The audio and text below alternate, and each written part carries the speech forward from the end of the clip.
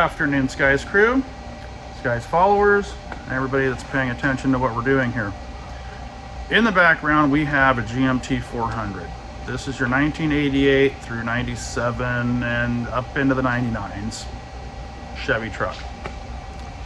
Some similarities on the front end, Suburban, Tahoe, things of that nature. Well, why do we have it and what are we doing with it? We have had a substantial amount of people that have requested a 36.5 spring center solid axle conversion. Not anything rocket science. It's not like we're going to be the first people to do this, but a lot of the people that used to do it are out of business anymore. Obvious reasons being the economy, and it's just really hard to run a fab shop when you're in your garage. So our first plan of attack here is actually going to be our 31.5 spring center kit going on this truck, and that will be for instructions, videos, all that great stuff. We're going to be doing a 36.5 spring center axle. I believe we'll have part of this torn apart within this next week. At that point, we will have our 80 through 97 Ford axle. Should be ready to go in by then. And we'll be doing shock mounts, steering, U-bolt kit, the whole 9 yards, plus the SAS kit. And we're gonna keep it all bolt on. This is a 39.5 ID frame, so it's barely got room to do a 36.5. It'll be an offset shackle on the hangers. Other than that, I think we're going to use a Chevy 47-inch spring with an option to do a Super Duty spring off of the 9904 Fords. The reason that is because those springs are way better and way easier to get in the aftermarket, and plus they're a lot longer. That's a 56-inch spring versus a 47, so it's even better than the 52-inch Chevy springs that everybody puts from the rears up front in these things sometimes. Anyhow, we're going to start working on this project here shortly, so if you want to follow along, join us at skyesoffroaddesign.com.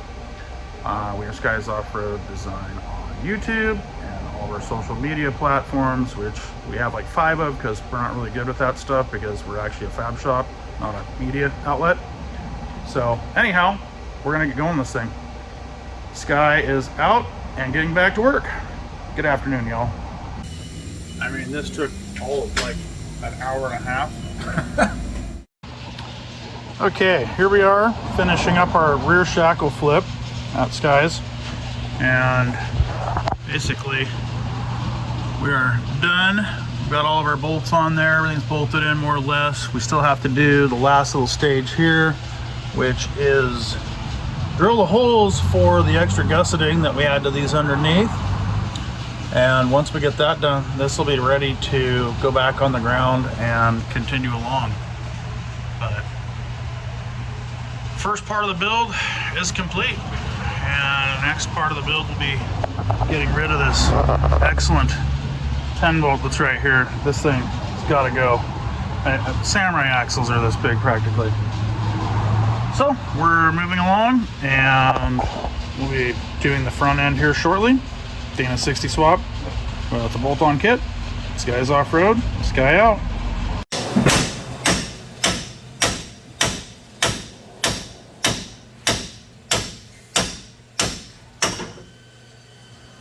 Yay!